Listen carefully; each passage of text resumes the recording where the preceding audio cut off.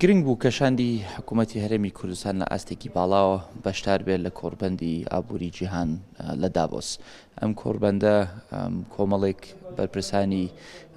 باڵای دەوڵەتانی لێ ئەبینیت، بەڵام لە چوارچێوەی ئەم بەشداربوونیشمان لەم کۆڕبەندە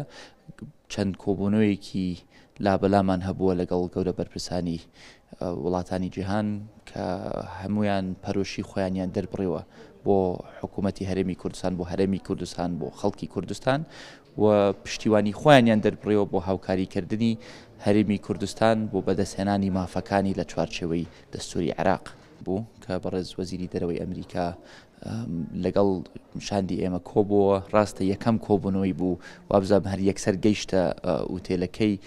لەگەڵ ئێمەیە کۆبووەوە، بەڵام لەلایەکەوە خۆشحاڵی خۆی دەربڕی کە هەندێک پێشکەوتن هەبووە لە گفتوگۆکانی نێوان هەرێمی کوردستان و حکوومەتی ناوەندی، بەڵام دەرفەتێکیش بوو بۆ ئەوەی ئێمە